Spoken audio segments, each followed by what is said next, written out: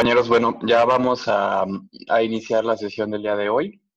Hoy vamos a comenzar con un ejercicio que preparamos para seguir explorando el concepto del teorema del límite central y su relación a la investigación de las ciencias sociales. Preparamos un script de R para eso. Entonces les voy a compartir mi pantalla y vamos a ir paso a paso viendo los comandos que preparamos. Como se acuerdan, en la clase pasada empezamos a ver un ejercicio que la profesora nos compartió en Google Sheets, donde teníamos una población de cinco valores, de 5 personas, y entonces vimos que si nosotros tomábamos todas las posibles muestras de la población y a cada muestra le sacábamos su media,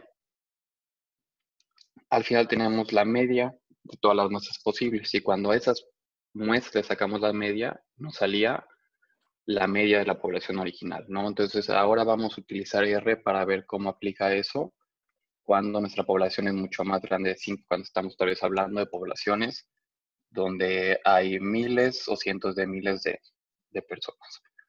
Entonces vamos a aprovechar una función que tiene R, que nos va a permitir a nosotros crear nuestra población con los parámetros que les digamos, conocer exactamente cuál es la media de la población, cuál es su desviación estándar, y entonces vamos a ir tomando muestras de esta población y vamos a ir viendo qué pasa con las medias de esta muestra, ¿no? Entonces vamos a empezar.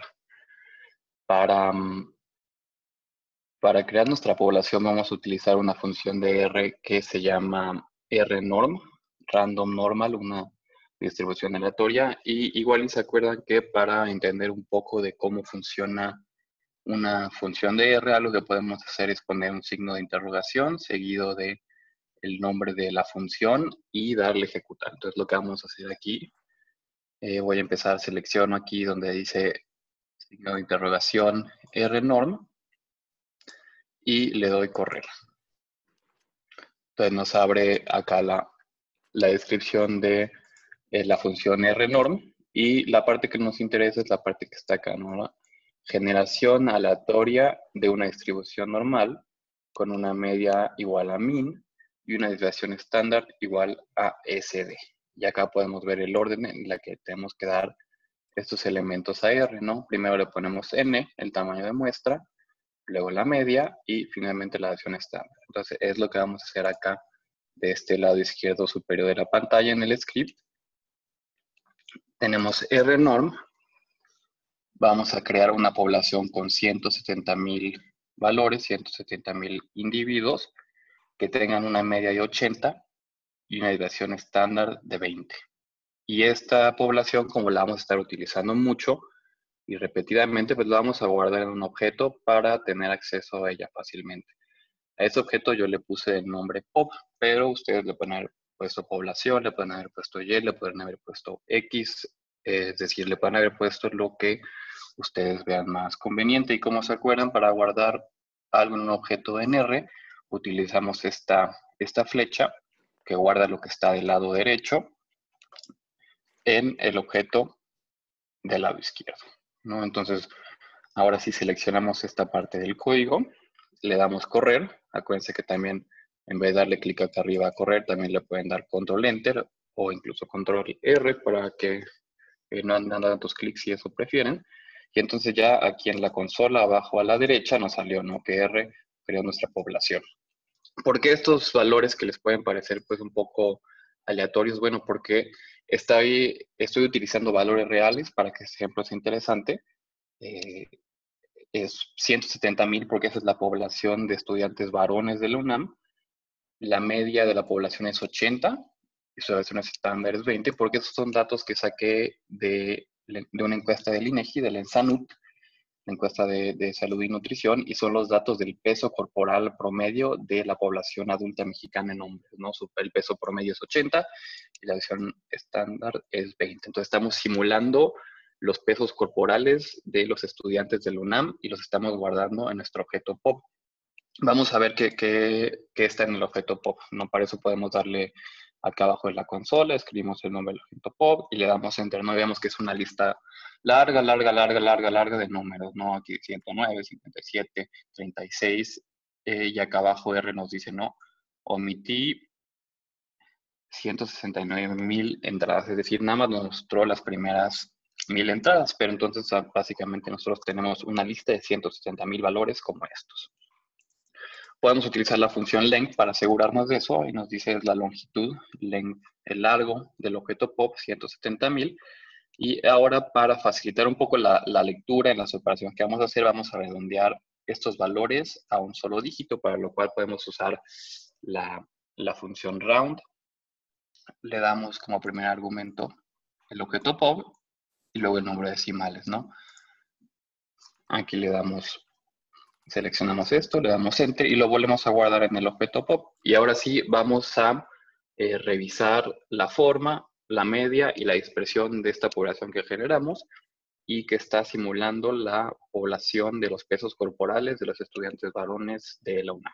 ¿No? Empecemos por hacer un histograma, una gráfica de las frecuencias de esta población, para lo cual podemos utilizar la función hist y le damos como argumento entre paréntesis el objeto POP. Lo seleccionamos, le damos control enter o control R y aquí vemos el histograma de la población que creamos. Nosotros como en este escenario somos los creadores omnipotentes de la población, pues sabemos que su media es 80, porque nosotros dijimos que así era. La podemos checar con la función min y poniendo el objeto POP, nos dice que está 80. Y entonces pues vemos aquí en el histograma 80 quedaría, pues, sabes, un poquito en medio de los valores 50 y 100. Y podemos ver, pues, a primera vista, no, nuestra población se ve como una población normal. La mayoría de los valores están alrededor del promedio de 80 y cada lado del promedio es simétrico, ¿no? Vamos a revisar también la desviación estándar de esta población.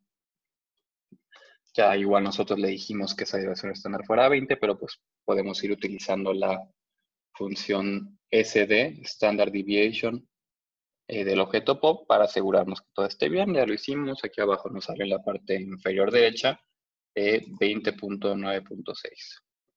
Es decir, lo podemos redondear a 20 y ahí tenemos nuestra población en forma de una distribución normal con una media de 80 y una desviación estándar de 20. Ahora vamos a olvidarnos por un momento que nosotros tenemos este poder de generar la población y conocer sus parámetros a detalle. Vamos a pensar que somos más bien unos investigadores del UNAM y que nos interesa conocer el peso promedio de los estudiantes de la UNAM.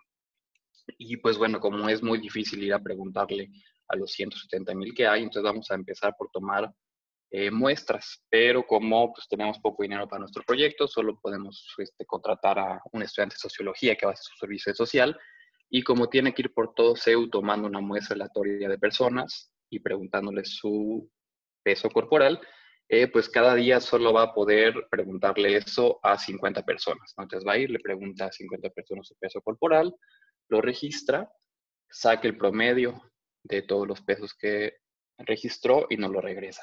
Y este proceso nosotros lo vamos a simular con la función sample. Entonces vamos a empezar por revisar otra vez la descripción de la función sample para que entendamos cómo funciona un poco. Y para eso seleccionamos otra vez aquí en el script, en la parte superior izquierda, la línea donde está el signo de interrogación, seguido de sample. Le damos correr y aquí arriba a la derecha nos abre en la pestaña de help la descripción. Nos dice, sample toma una muestra del tamaño especificado, size, de los elementos de X, usando reemplazo o sin reemplazo. Y es lo que estamos haciendo aquí en el script abajo, ¿no? Estamos usando sample, le decimos toma una muestra del objeto POP de tamaño 50 y lo guardamos en el objeto muestra. Entonces le damos correr esta parte del código y podemos otra vez, ¿no?, irnos aquí abajo a la consola. Le ponemos muestra para ver qué es lo que nos salió, ¿no? Son estos valores, esta lista de 50 valores. Bueno, entonces hasta ahora Estamos todos claros, vamos siguiendo bien qué es lo que está pasando, qué fue, cómo creamos nuestra población y cómo sacamos esta muestra. ¿O hay alguna pregunta, alguna duda de cómo funcionó?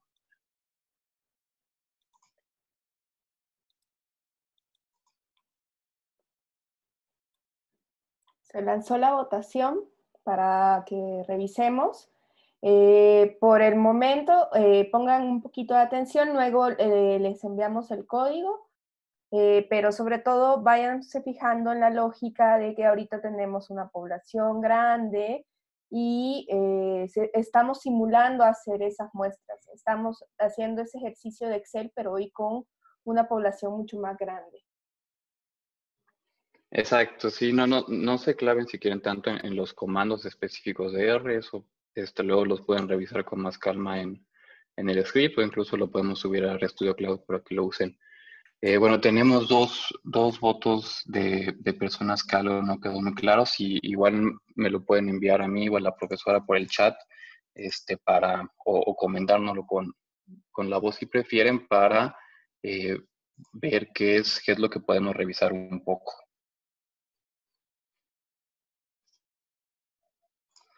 Acuérdense que, bueno, lo que estamos haciendo, la parte importante de lo que estamos haciendo es perdón, aquí ya vi la pregunta. ¿No podemos repetir cómo se sacó el histograma? Claro. El histograma de la población, lo que hicimos fue usar la función hist, acá en la línea 27 del código, y dentro de la función, dentro de los paréntesis, le ponemos pop. Entonces aquí lo voy a borrar para pretender que todavía no lo teníamos. Y cuando le damos correr esta función, nos hace el histograma, ¿no? La gráfica de frecuencias de la población. Aquí están los valores de la población y aquí están sus frecuencias. Perfecto. Y ahora vamos a hacer ese mismo proceso para revisar esta muestra. Acuérdense que sacamos una muestra de tamaño 50 de la población y la guardamos en el objeto muestra. Entonces vamos a ver el histograma de la muestra. Le damos correr a esta parte y pues ven, esta es la muestra que nos salió. Estos son los 50, es el histograma, estos 50 valores que tenemos aquí abajo en nuestra consola. Nosotros sabemos que el promedio de la población es 80, pero acuérdense que estamos pretendiendo que no, que somos investigadores y que nada más mandamos a alguien a tomar la muestra. Entonces, él regresa y nos dice, no, esta es la muestra que tomé, me salió un promedio de 80.9, casi 81, y con una desviación estándar de 18. Pues bueno, nosotros que sabemos el valor real del parámetro de la población, decimos pues 81 está cerca de 80, pues fue una muestra que cayó muy cercano del parámetro de la población, pero ¿qué pasa cuando no sabes el valor de la población? Que es lo más común cuando hacemos investigaciones sociales, no conocemos el parámetro de la población. Entonces, pues solo tenemos esta muestra y pues no tenemos tanta idea, ¿no? De qué tan cerca o qué tan lejos está eso del parámetro real de la población. Entonces, vamos a guardar este valor que sacamos aquí con min muestra, la función min promedio de muestra de 80.9, lo vamos a guardar en un objeto que se llama media muestra 1. ¿Por qué? Porque queremos ir viendo qué pasa con estas muestras, ¿no? Entonces aquí lo volvemos a calcular, min paréntesis muestra del lado derecho del paréntesis y lo guardamos en el objeto min media muestra 1. Y luego imagínense que otra vez somos los investigadores que estamos en el estudio del peso corporal de los varones y al día siguiente volvemos a mandar a nuestro servicio social a que saque una segunda muestra aleatoria de la población. Entonces lo hacemos aquí de este lado. Otra vez usamos la función sample de la población, una muestra de tamaño 50 y lo guardamos ahora en el objeto muestra 2. Vamos a revisar cómo salió la muestra que nos trajo nuestro servicio social el día 2. Este es el histograma de la muestra 2. Lo podemos ver aquí abajo en la parte inferior izquierda de la pantalla. Pues se ve diferente, ¿no? Que la muestra del primer día.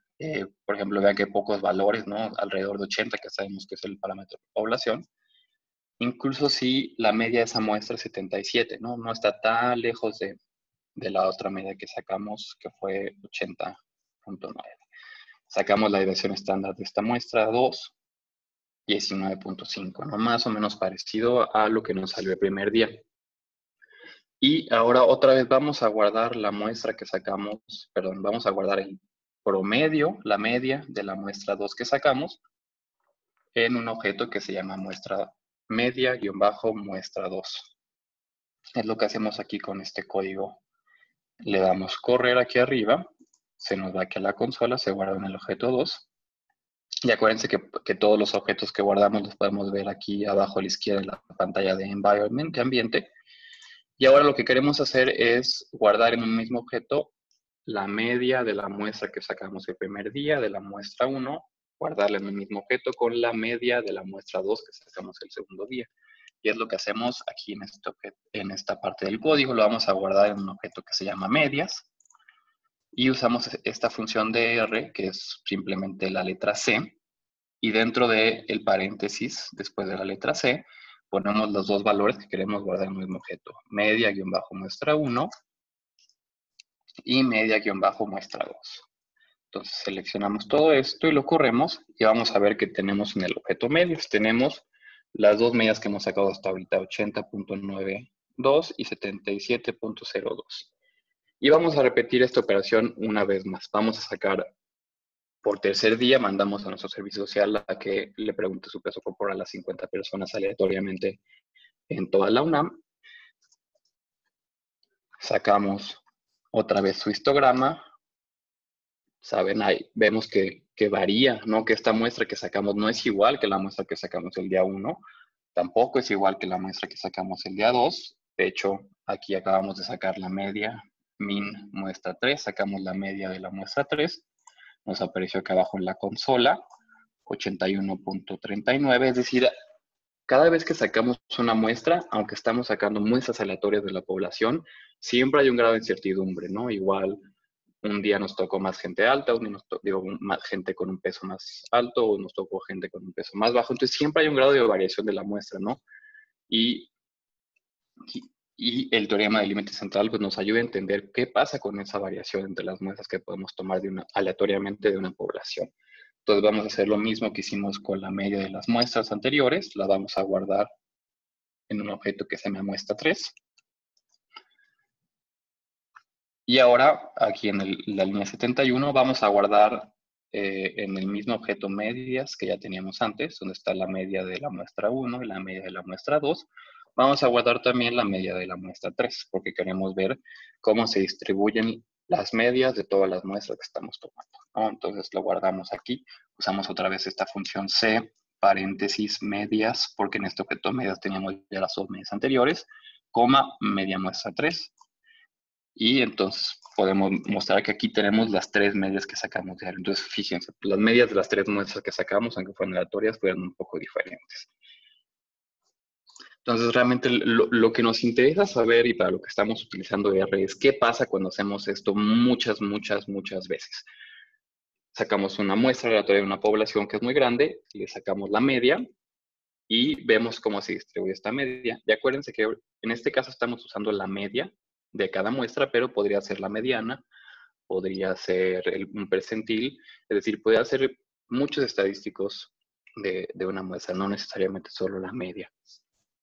Entonces ahora, para hacer este proceso de tomar muchas muestras y sacarlas la media y guardarlas, vamos a utilizar una herramienta de R que se llama un for loop, un bucle de for. Y es la parte que estoy aquí seleccionando en el script. A veces para entender cómo funcionan las cosas en R es útil empezar de adentro hacia afuera. Entonces vamos a ver que hay una parte del loop que está fuera de estos corchetes, que es esta parte que seleccioné, y hay otra parte del loop, del bucle, que está dentro de los corchetes. Vamos a empezar con lo que está dentro de los corchetes. ¿Por qué? Porque lo que está dentro de los corchetes es la operación que le vamos a pedir a R que repita una y otra vez, ¿no? O todas las veces que nosotros le digamos. Entonces, este es un loop que sí, nada más para enseñarles cómo funciona un bucle de for. Y lo que le estamos diciendo a R dentro de los corchetes es, toma el objeto número, multiplícalo por 2, guárdalo en el objeto X, y luego imprime el objeto X. Esto de imprimir el objeto X no es nada más que nos lo muestre aquí abajo a la derecha en la consola. Entonces, ¿qué pasa, por ejemplo, si seleccionamos solo esto y le damos Control Enter? Pues no nos muestra nada, ¿no? Por eso le tenemos que poner print. Y bueno, que alguien igual que está siguiendo de cerca esta sección está pensando, bueno, pero ¿qué es el objeto número? Nosotros no le hemos dicho a R qué es el número, qué número va a estar multiplicando por 2. Esos valores que R va a estar utilizando para repetir la operación muchas veces, todas las veces que nosotros le digamos, esos valores están en la parte de afuera del bucle y son esta parte que estoy seleccionando, ¿no? Podemos ver que entonces esa parte dice for para cada elemento llamado número que esté en 1, 2.5, hace esta operación, ¿no? Le estamos diciendo, toma cada elemento que está dentro de estos paréntesis y hace esta operación. ¿Qué es esto de 1.5, no? ¿Qué son estos valores que le estamos dando? Lo podemos ver si nos vamos aquí abajo a la consola, le ponemos 1, 2.5. Si ponemos 1, 2.5 es simplemente una lista que va del 1 al 5. Entonces, ahora sí tal vez ya está quedando más claro que lo que le estamos diciendo a R es, crea una lista que va del 1 al 5. A cada uno de esos números le pones de nombre objeto número y entonces lo que vas a hacer es multiplicar cada elemento número por 2 y lo vas a imprimir aquí abajo. ¿Alguien igual tiene una idea? ¿Qué nos va a salir cuando corramos este bucle? ¿Alguna idea de qué es lo que nos debería salir?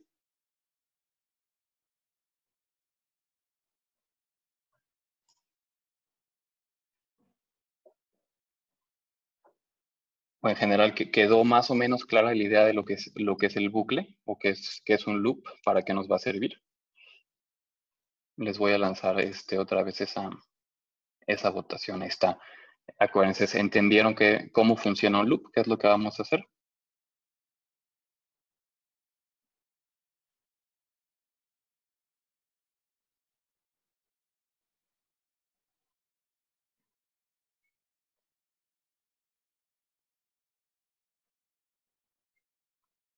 Bueno, pues sí, tenemos varios votos de que no quedó claro que es un loop. Y la verdad es que eso es normal. Los bucles, los loops son unos de los elementos de R que son, pues, son muy diferentes de lo que a veces en otros programas, por eso es difícil a veces de que nos quede claro. Pregunta en el chat, ¿por qué numeras de 1 a 5? Este es simplemente un ejemplo muy sencillo, ¿no? Yo escogí 1 a 5 para usar valores pequeños, pero aquí le podría haber puesto de 5 a 10, ¿no? O le podría haber puesto, en vez de número, le podría haber puesto num, y acá abajo también num. Entonces, para explicar rápidamente otra vez lo que es un bucle o un loop, un ciclo, también le podemos decir un ciclo, un ciclo nos sirve para decir a R, toma estos valores y a cada uno de estos valores que yo te di, hazles la misma operación. Por eso si nosotros corremos nosotros le estamos dando esta lista, ¿no? Que va del 1 al 5. Y le estamos diciendo, toma cada elemento de esta lista que va del 1 al 5, cada elemento multiplícalo por 2 e imprímelo. Por eso vean, si selecciono ya todo el bucle y le doy correr, nos sale una lista que va del 2 al 10. ¿Por qué? Porque tomó el 1, lo multiplicó por 2 y lo imprimió. Entonces, Dios. Luego, ya que acabó con el 1, se pasó al 2. Lo multiplicó por 2 y lo imprimió aquí en la consola. 4. Se pasó al 3. Tomó el 3, lo multiplicó por 2 y lo imprimió en la consola. Nos salió 6. Se pasó al 4, lo multiplicó por 2 y lo imprimió. 8. Se pasó entonces al 5, lo multiplicó por 2 y lo imprimió. Y como ya acabó con la lista de valores que le dimos, ya terminó el bucle. No, espero que con esto sí haya quedado ya un poco más claro para qué sirve un loop, para entonces sí pasarnos a cómo lo vamos a utilizar, cómo vamos a utilizar un loop para simular el teorema milimétrico central. Acuérdense que lo que queremos simular nosotros es qué pasa cuando tomamos muchas muestras de una misma población. Y a cada una de esas muchas muestras que tomamos, le sacamos la media. Queremos ver cómo se distribuyen esas muchas medias de las muestras que tenemos. Entonces, es lo que vamos a hacer aquí con este primer loop. Otra vez vamos a empezar con la parte de adentro de los corchetes. Aquí está el corchete que abre, aquí está el corchete que cierra. Vamos a empezar a ver qué es lo que vamos a pedir la R que haga muchas veces. Vamos a usar la misma función que usamos hace rato, la función sample.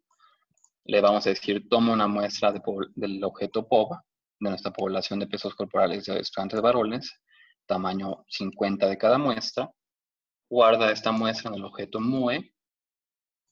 Una vez que hagas eso, te pasas a la siguiente línea. Usas la función min para sacar el promedio de la muestra del objeto MUE, porque guardamos la muestra en el objeto MUE.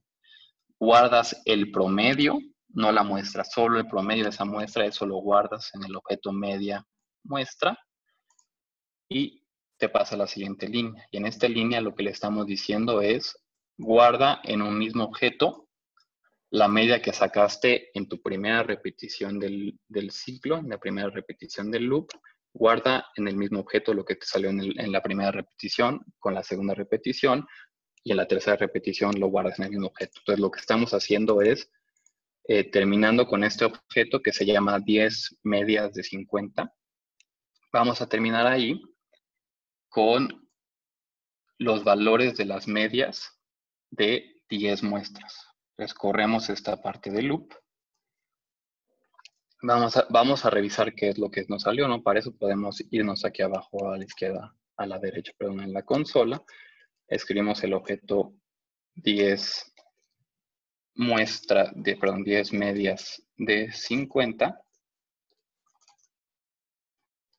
Y tenemos entonces esta lista de las 10 medias que nos salieron. Vean, 77.7, 74.6, 77.6, es 81.1. Es decir, cada vez que tomamos una de estas 10 muestras y le sacamos su media, nos salió algo diferente, ¿no? Aunque estamos tomando muestras aleatorias que todas vienen de una misma población, siempre hay un grado de incertidumbre, siempre nos puede tocar suerte de que nos toque en nuestra muestra diferentes valores, entonces rara vez nos va a salir exactamente el mismo valor en diferentes muestras.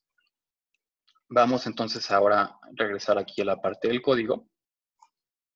Hacemos un histograma del objeto 10-medias-50, donde tenemos nuestras 10 medias de tamaño 50 cada muestra. Y vean, este es un poco el histograma. Entonces, acordémonos que nosotros, como creamos la población, cuando éramos todavía seres omnipotentes, sabemos que el parámetro de la población, que la media de la población es 80, está aquí en la parte derecha del histograma, y sin embargo hay medias que nos salieron hasta acá abajo, ¿no? Entre 72 y 74. Sacamos la media, usamos la función min con el objeto 10-medias-50 para sacar el promedio de estas 10 medias que sacamos. Nos da 78 y podemos sacar también la desviación estándar de estas medias. Acuérdense que esta desviación estándar del objeto 10-medias-50 ya no es la desviación estándar de la población. Es la desviación estándar de las medias de cada muestra que nosotros tomamos de la población. Entonces, lo que nos está diciendo es qué tan lejos nos están saliendo las medias de cada muestra que tomamos. Entre más grande sea esta desviación estándar, significa que las medias de las muestras que tomamos están más lejos entre ellas.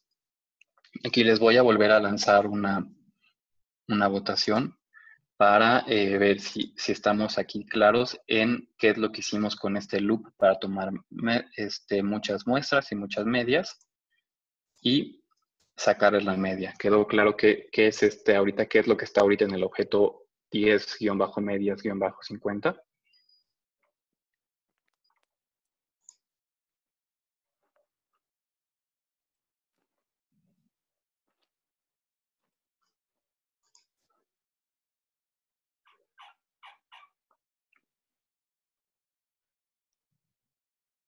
$18 son los que más o menos han estado votando, Pablo, entonces...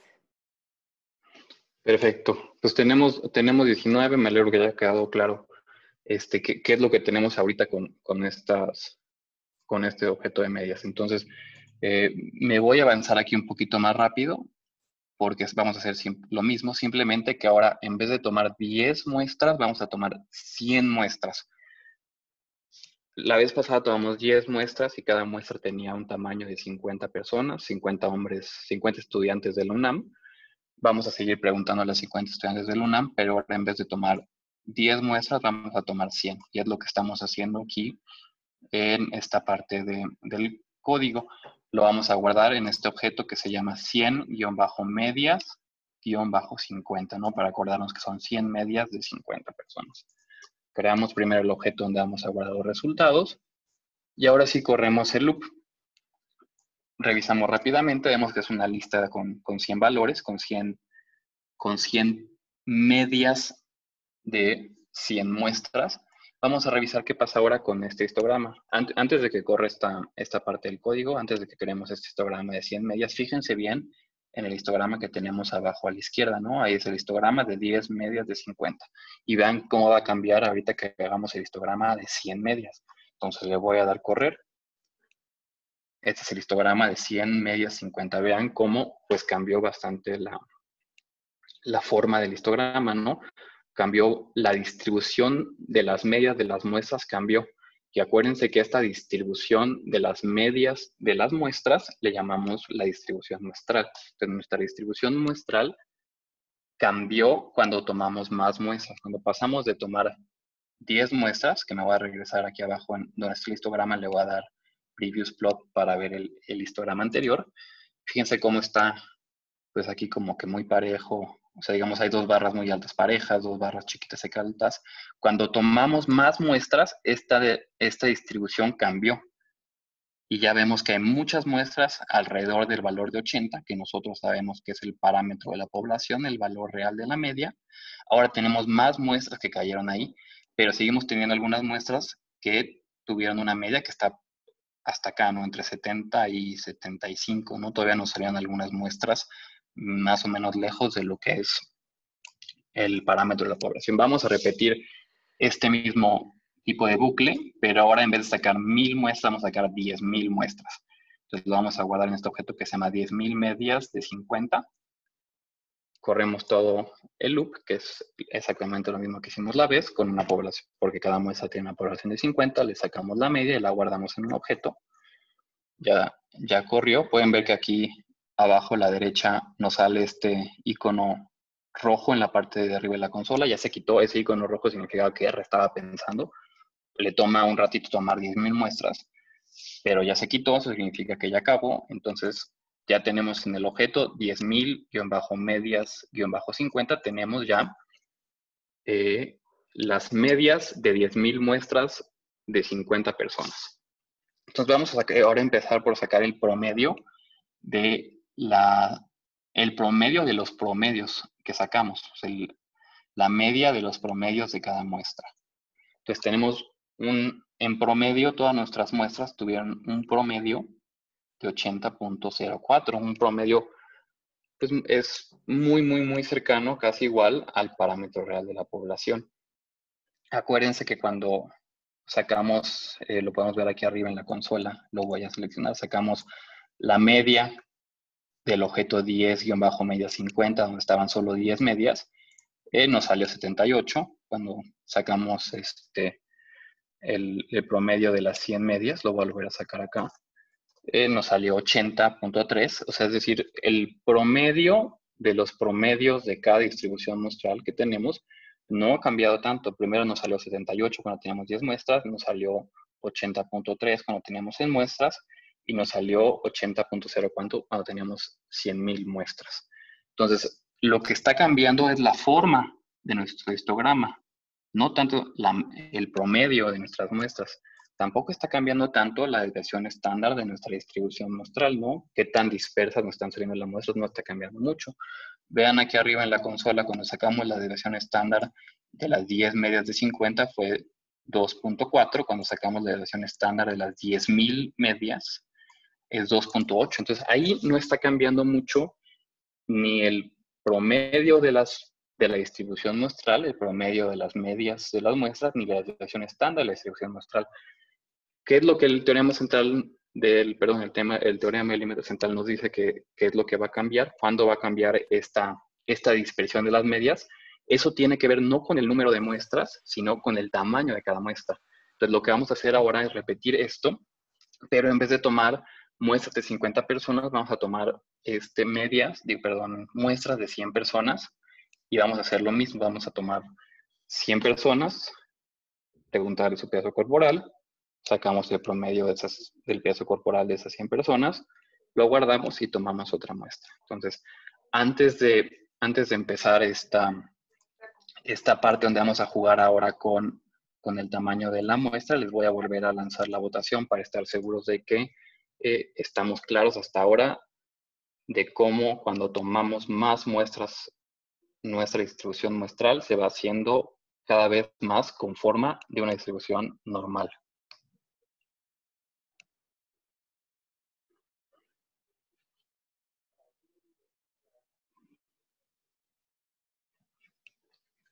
Tenemos ahí 14 votos, 15.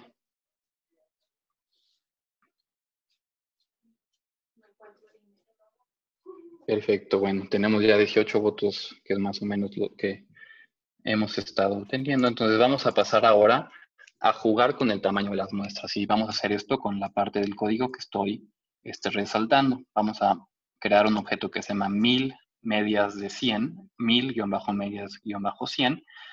Y es el mismo código, pueden ver, es el mismo loop. La única diferencia es que aquí, en el comando sample, le estamos poniendo 100 en vez de 50, para decirle toma 100 individuos en vez de 50. Entonces corremos esto y vamos a revisar qué pasó con la distribución de las medias de todas estas muestras, ¿no? Sacamos el promedio, 80.04, es muy parecido al promedio que habíamos tenido en la última repetición. Ese promedio no cambió, pero ¿qué pasó con la distribución, con la desviación estándar? La desviación estándar, ¿se acuerdan? En el último loop que hicimos, donde teníamos 10.000 medias de muestras de 50 personas, teníamos una desviación estándar de 2.8, ¿no? Y ahora tenemos una desviación estándar de 2.0, es decir, cuando aumentamos el tamaño de nuestra muestra de 50 a 100, nuestra desviación estándar disminuyó. ¿Y qué podemos interpretar de esta disminución de la desviación estándar de nuestra desviación muestral? Pues que las medias de cada muestra están cayendo más cerquita, ¿no? Ya no están tan dispersas entre ellas, sino que están cayendo más cerquita. Entonces ahora vamos a hacer lo mismo, pero en vez de tomar muestras de 100 personas, vamos a tomar muestras de 500 personas, que es esta parte de acá. 500, cada muestra va a ser de 500.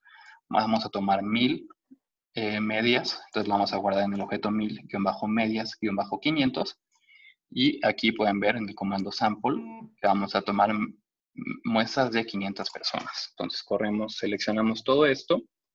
Acuérdense que para correr esto le pueden dar aquí arriba clic run, le pueden dar también control enter, le pueden dar control R. Entonces se va aquí abajo y vamos a empezar otra vez por revisar primero la media de nuestra distribución muestral. Otra vez la media es 80.03. Nuestra media otra vez no cambió, pero vamos a ver qué pasó con nuestra distribución estándar. Estamos acá en la línea 146 del script. Sacamos la desviación estándar y nos sale 2.02. Nuestra desviación estándar disminuyó todavía.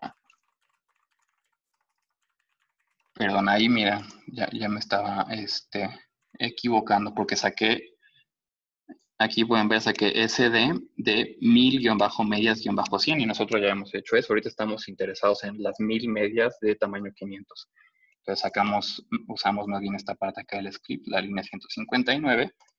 Nos sale lo mismo, el promedio de 1000 medias de 500 es 80.03, pero vamos a ver la desviación estándar de estas 1000 medias de 500 personas. La desviación estándar ya es solo 0.88%. Entonces vamos a ver cómo está el histograma de esas 1000 medias de 500. Y perdón, me acabo de dar cuenta que no les enseñé el histograma de las 1000 medias de 100 personas. Entonces vamos a ver ese primero, ¿no? Tenemos ahorita en pantalla el histograma de las 100 medias de tamaño 50.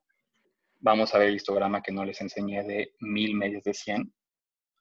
Vean cómo cambió, ¿no? Voy a regresar tantito al histograma de las 1000 medias de 50. Cambiamos de las 1000 medias de 100 personas cada muestra. Y vean cómo esto se está pareciendo cada vez más a una distribución normal. Pero no solo eso, vean el rango del histograma, ¿no? Aquí va de 74 a 86. Es decir, todavía hay muestras que nos salieron de 75, de promedio 75, unas que nos salieron de promedio 85. O sea, es decir, siempre te puedes, por más que tomes muchas muestras y por más que tus muestras sean grandes, siempre te puede tocar una muestra que tenga una media lejos del parámetro de la población. Ahora sí vamos a ver el histograma de las 1000 medias de 500 personas. Vean cómo la forma es todavía de una distribución normal, simétrica alrededor del valor de 80. Pero vean ahora el rango del histograma. El histograma ya en vez de ir de 74, empieza en 78.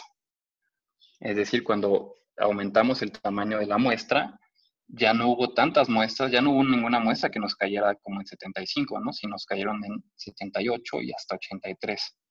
Es decir, nos quedaron más dispersas. Entonces, ya para terminar, vamos a regresar al escenario donde somos investigadores y como pasa en la vida real, solo tenemos tiempo y dinero para tomar una muestra. Entonces vamos a tomar una muestra de 500 con este promedio sample de 500, ¿no? Entonces nosotros estamos haciendo nuestro proyecto para saber el peso corporal de los estudiantes varones del UNAM. Tomamos el peso de 500 y sacamos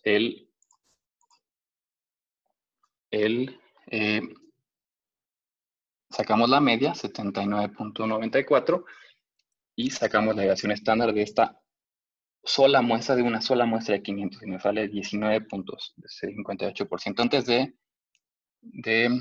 de pasar a terminar esto, voy a responder la pregunta de Lisa, que dice, es decir, entre mayor número de muestras, hay mayor tendencia hacia una distribución muestral normal. Eso es correcto, Lisa. Entre más muestras tomas, la distribución muestral se va a parecer más a una distribución normal. Y entre más grande sea cada muestra, la distribución muestral va a estar más cerca alrededor del parámetro de la población. Entonces, entre más muestras, tu distribución se vuelve más normal, y entre más grande sea cada muestra, tu distribución se vuelve más chiquita, más ordenada alrededor del parámetro de tu población. Y ya para terminar, hay algo que me parece como muy interesante y que demuestra como todo el poder que tiene el teorema del límite central para la investigación en ciencias sociales, que es decir, nosotros estamos viendo ahorita que si tomamos una muestra aleatoria, estas muestras van a tender a parecerse a la población de la cual salieron. Pero si una muestra se parece a la población de la cual salió, el contrario también tiene que ser verdad, ¿no?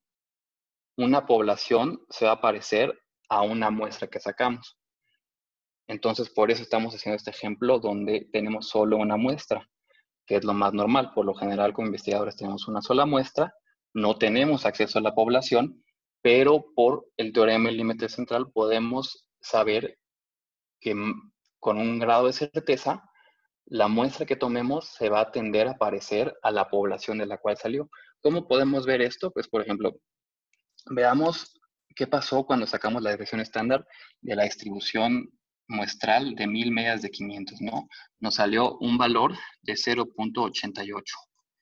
Y ahora estamos aquí abajo en las últimas líneas y solo tenemos la información de una muestra, de la muestra de 500 personas que sacamos. Entonces vamos a utilizar una fórmula que seguramente vamos a ver más adelante en el curso, ahorita no es tan importante, pero básicamente tomamos la desviación estándar de esta única muestra que tomamos, de una sola muestra de 500 personas, tomamos esa desviación estándar y la dividimos entre el cuadrado del tamaño de esa muestra, de 500. Entonces dividimos la desviación estándar de la muestra por su tamaño, y ¿qué valor nos sale? 0.87, es decir, nos sale casi el mismo valor que nosotros sabemos que es la distribución, que es la desviación estándar de la distribución muestral de todas las posibles muestras de la población. Nosotros no tenemos acceso a esa distribución muestral en la realidad, solo en R porque lo estamos simulando, pero utilizando esta fórmula y utilizando los datos de una sola muestra, podemos sacar ese mismo valor. Y esto nos viene a decir esto que les decía, ¿no? si al tomar una muestra aleatoria de una población, esa muestra se parece a la población, pues también podemos tener más o menos certeza de que nuestra población se va a parecer a esa muestra. Con eso terminamos este script. Se los puedo compartir y también lo voy a subir a RStudio Cloud para que lo puedan ver con calma y puedan también utilizarlo ustedes para experimentar un poco. ¿Hay alguna duda, alguna pregunta de esta parte?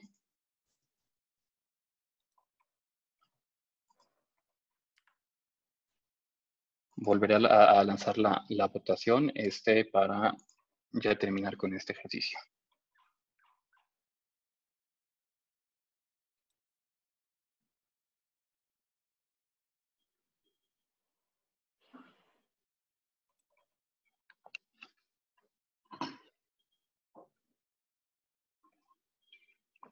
Tenemos algunos votos de que alguna parte no quedó muy clara. Les agradecería mucho si pudieran mandárnoslos por chat o decirnos ahí.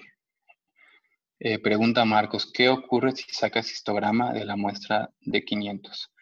Vamos a verlo, ¿no? Nos ponemos acá en el script, le ponemos hist, entre paréntesis muestra 500, y nos sale esto, ¿no? Digamos, nos sale una instrucción más o menos, pues parece ser normal, pero no es exactamente normal, como pueden ver. Del lado derecho del promedio, la cola es mucho más larga, va hasta 150, mientras que de este lado no va tan largo. Porque, pues como les decía, aunque nuestra muestra sea grande, siempre hay un grado de variación de muestra a muestra. Te puede salir algo por puro azar, te puede salir una muestra diferente de tu población o una muestra muy similar. De las otras 3 personas que algo no quedó muy claro, ¿alguna pregunta, alguna duda que nos quiera mandar o preguntar para ya terminar con el ejercicio?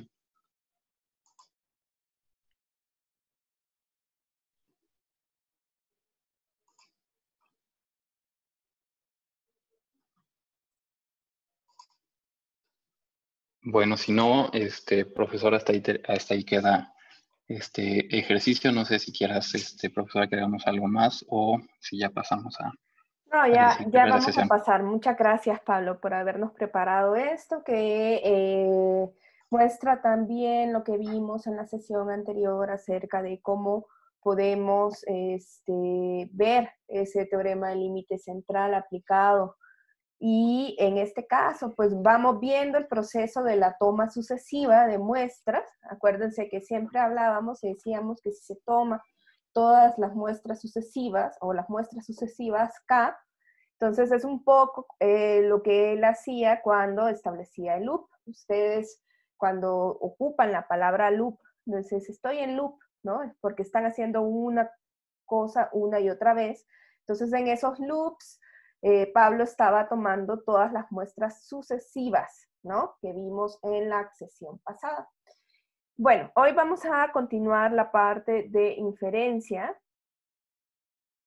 y vamos a hablar un poco entonces de nuestras estimaciones, ¿no? En nuestra sesión pasada nos quedamos hablando un poquito de los métodos de inferencia, que dijimos que nosotros teníamos un método estadístico que nos iba a dar exactamente cómo nosotros teníamos un estimador, que acuérdense que dijimos que teníamos estimadores y parámetros, y los métodos normalmente tienen que ver cómo calculamos esos estimadores.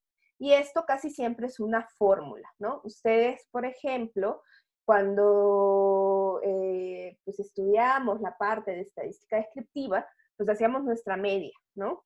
Entonces, esa fórmula para calcular la media es el método, ¿no? Lo que hoy vamos a añadir con la inferencia es una medida numérica de la bondad o la fiabilidad de esa inferencia. Como ya vimos, nosotros vamos a trabajar normalmente con una muestra que es una de las muestras posibles que se pueden haber tomado, porque siempre hay un proceso aleatorio. Cuando nosotros usamos ese comando sample en R, así como también yo lo presenté en la cápsula, ese comando sample lo que me da es un proceso aleatorio, ¿no? Ahí él calcula un número aleatorio y selecciona de manera aleatoria. Entonces, como solo tenemos una muestra de todas las muestras posibles, como vimos, es probable que la media que yo tome de esa muestra, pues tenga su diferencia con respecto a la media de la población, porque es una variable aleatoria que proviene de ese muestreo, ¿no? Entonces, el estimador va a ser una regla, entonces, por lo general, una fórmula que dice cómo calcular la estimación basada en la muestra, así como cuando nosotros teníamos nuestra fórmula de X barra, ¿no? Que es sumar todas las observaciones y dividirlos entre el tamaño de la muestra. Esa es nuestra fórmula, ese es nuestro estimador, ¿sí? Vamos a tener, nosotros acostumbrábamos tener estimaciones puntuales, ¿no? Que se calcula un número, ¿no? Para estimar el parámetro. Pero hoy esa estimación puntual va a ir acompañada de un margen de error, ¿no? Que es esa medida de fiabilidad. Y cuando estamos haciendo la estimación por intervalo, tenemos dos números para crear un intervalo donde están los valores, donde están más probablemente los valores de esa población, ¿no? Entonces, aquí hay una señora en la esquina que está tirando como un jueguito, ¿no? Entonces, ella tira un aro y le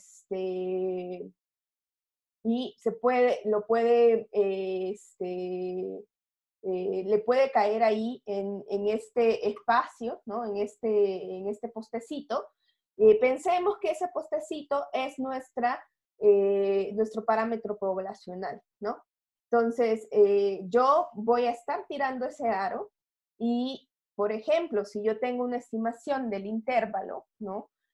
Probablemente va a ser más fácil que yo llegue a ese postecito si el aro es más ancho, ¿no? Entonces, pensemos que esta parte del error, por un lado, me va a permitir acercarme al valor de la población, ¿no? Pero bueno, entonces nosotros vamos a tener estimadores, ¿no? Pero estos estimadores van a tener ciertas propiedades, ¿no? En general, nosotros pensamos que los estimadores puntuales van a tener al menos 4 propiedades. Una que se trata de la insesgabilidad, la otra, la insesgabilidad de mínima varianza, la consistencia y esta distribución asintóticamente normal que proviene del teorema del límite central. Entonces, ¿no? Vamos a ir uno por uno, ¿no? Nosotros vamos a tener este estimador, ¿no? Que dijimos que normalmente le decíamos teta gorro y queremos llegar a teta de la población. Un estimador va a ser insesgado si la media de su distribución de muestreo es igual al parámetro de interés, ¿no? Piensen ahorita en el ejercicio que estaba haciendo Pablo. Cuando sacaba esa media de todas las medias que él estaba sacando de la población, pues esa media era muy cercana a la distribución de la población, a la media de la población. Eso lo hace insesgado. Y también en la clase pasada, cuando hicimos ese Excel de todas las muestras posibles de tamaño 3 de una población de tamaño 4, vimos que era un estimador insesgado porque la media de la distribución de muestreo, es decir, la distribución de todas las muestras posibles, era igual a nuestro parámetro de interés o media poblacional, ¿no? Entonces, una propiedad de los estimadores es que esto se debe de cumplir, ¿no? A veces cuando estamos haciendo otro tipo de estimadores puede ser de que haya un proceso donde sistemáticamente se esté sobreestimando o subestimando el parámetro objetivo, ¿no? Que esto es un poquito lo que pasa cuando nosotros quisiéramos, por ejemplo, estimar a la distribución estándar poblacional con la misma fórmula para la media. ¿Se acuerdan que para la media nosotros lo dividíamos entre n-1? Y nos decían, es que eso es una corrección para que este estimador sea insesgado, ¿no? Entonces, Por eso es que a veces van a notar ustedes que estas reglas de estimación pueden cambiar. Nosotros nos vamos a concentrar en las estimaciones de promedios, entonces no tenemos tanto problema con cambiar la fórmula. Vamos a trabajar promedios y vamos a estimar esos promedios para la población. La otra que habla acerca de la inestabilidad de mínima varianza, se trata de la eficiencia, ¿no? ¿Y por qué decimos esto, no? Una de las cosas que nosotros hemos aprendido a lo largo del curso y que hemos sido bastante reincidentes en eso, digamos, repetitivos, es que cuando nosotros tenemos desviaciones estándares más chiquitas, estamos diciendo de que hay una dispersión menor alrededor de la media poblacional. Entonces, lo que estamos diciendo ahí es que si cuando ustedes veían lo que Pablo estaba haciendo, él decía, bueno, cuando tengo una media más chiquita, una muestra más chiquita, la distribución se veía más achatada, ¿no? O cuando nosotros estábamos viendo el video en la clase pasada de los conejitos, nos decían, bueno, es que si usted aumenta el tamaño de la muestra, esa distribución se hace más delgadita, ¿no? Y eso, ¿por qué lo queremos? Porque si esa variabilidad es más chiquita, si esa dispersión es más chiquita, entonces yo tengo menos chances de obtener una media que esté más cerca de las polas, ¿no? Porque todas se están concentrando más alrededor de la media. Y si la distribución muestral nos dice que la media es igual, la media de esas distribuciones es igual a la población, y yo tengo entonces una distribución que es más angosta, yo tengo menos chances de caer en la cola y por tanto equivocarme en estimar mi parámetro, ¿no? Entonces esto es lo que se llama la propiedad de eficiencia, ¿no? Que yo pueda acercarme sistemáticamente más a eso. Entonces, si ustedes van a hacer una estimación, pues obviamente vamos a preferir una estimación que provenga de una muestra más grande a una de muestra más chiquita, ¿no? Y las últimas dos propiedades, que se trata de la consistencia y de la distribución asintóticamente normal, solo se cumplen para muestras grandes. ¿Por qué? Porque proviene de esto que hemos hablado en estas últimas dos clases acerca de el teorema del límite central. En términos de consistencia, nosotros vamos a entender la consistencia en que si nosotros, para muestras grandes, teta gorro tiende a aproximarse a teta.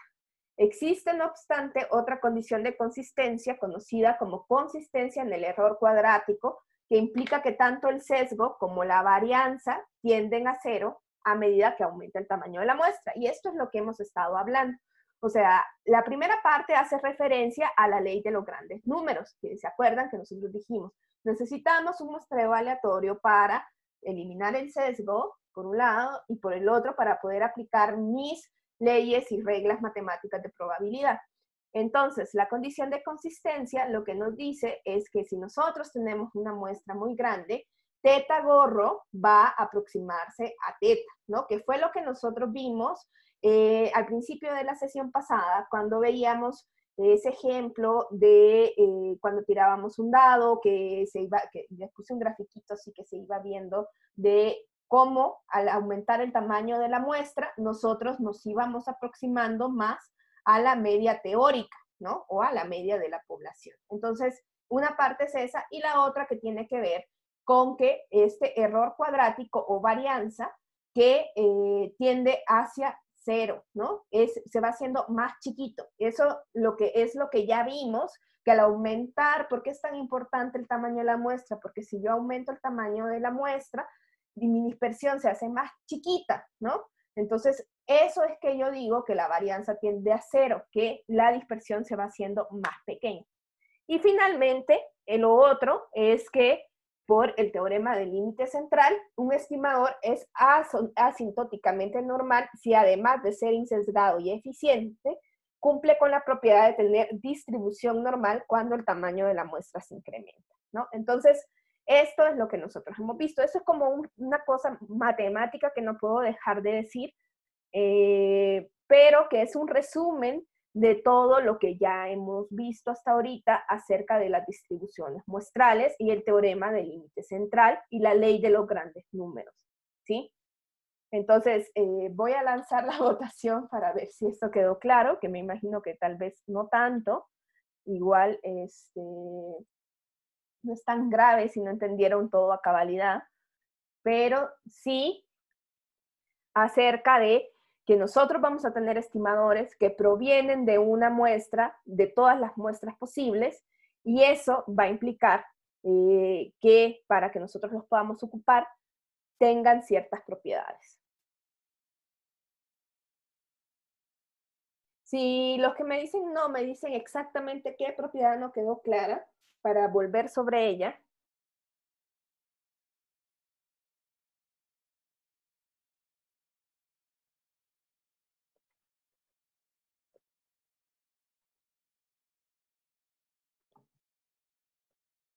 voy a revisar mi chat.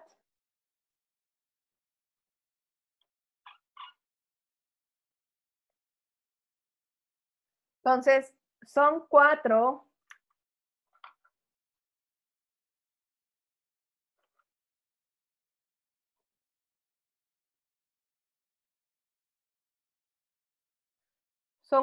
propiedades.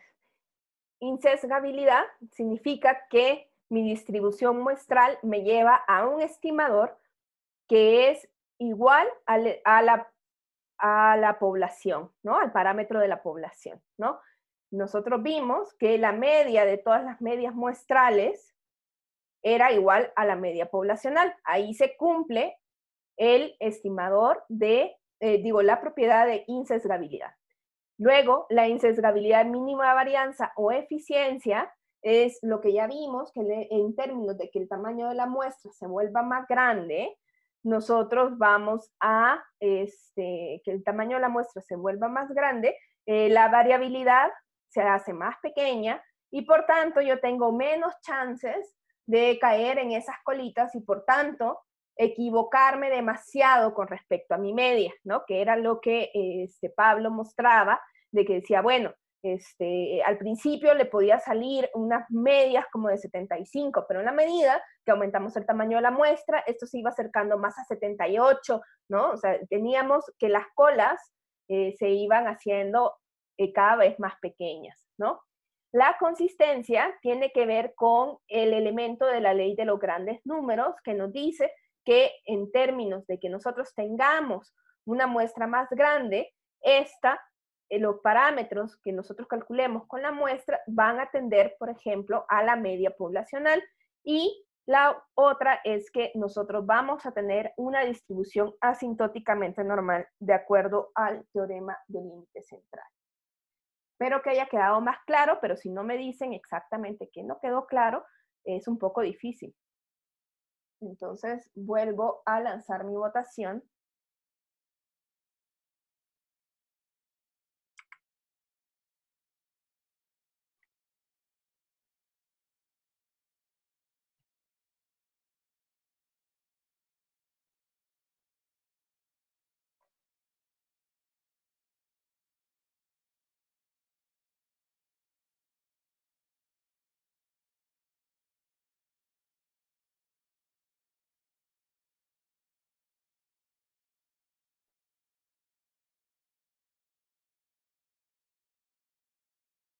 Bueno, me faltan un par de votos, pero son más o menos los que han andado votando a lo largo de la clase. Y vamos entonces a movernos hacia esa estimación, ¿no? Para que dejemos este mundo abstracto de simulaciones, teoremas, y pensemos cómo vamos a aplicar esto en nuestra vida cotidiana como investigadores sociales, ¿no? Estas son las condiciones para la inferencia acerca de la media, perdón que esté en inglés, pero me gusta más que estén en colores que la versión en español. Y lo que tenemos nosotros es que nosotros vamos a tener acá nuestro estimador puntual, que es, por ejemplo, si nosotros queremos calcular la media poblacional, vamos a tener este es nuestro estimador puntual que ya todos conocemos, que es X barra, ¿no? Ahí está nuestra X barra. muy feliz de la vida, ¿no? Aquí también nuestra X bar, ¿no? Pero entonces, lo que nosotros hemos dicho es que hoy con la inferencia vamos a añadir una medida o una medida de fiabilidad o un margen de error. Entonces, cuando yo estoy haciendo estimaciones puntuales, normalmente se conoce como margen de error un valor muy específico, ¿no?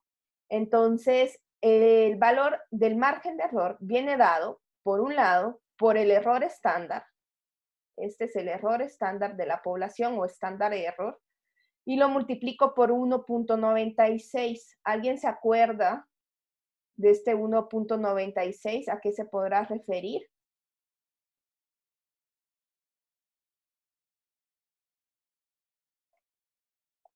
El de la tabla. Dice, sí. ¿Se acuerdan que yo les dije? Cuando estábamos viendo nuestro Excelito, incluso cuando entramos a la calculadora de este sitio web, tiene como por default el 1.96 y yo les dije, apréndanse ese número porque va a ser muy importante. Nosotros sabemos, hoy que ya conocemos un poco más la distribución normal, sabemos que ese 1.96, si yo se lo sumo y yo se lo resto, estoy teniendo una distribución acá está el 1.90, el menos 1.96 y aquí el 1.96. Por aquí estaba nuestro 0 porque venía de nuestra media normal estándar. Y entonces nosotros sabemos que aquí el área debajo de las colitas nos sumaba 0.5 y por tanto acá teníamos 0.95, ¿no? Y si no me creen, podemos ir a nuestra, que probablemente además ahí se vea mejor.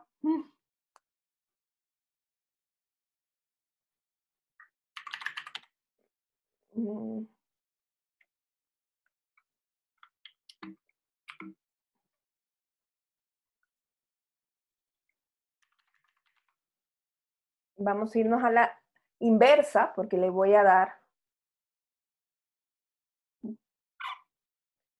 Entonces, si yo tenía, por ejemplo,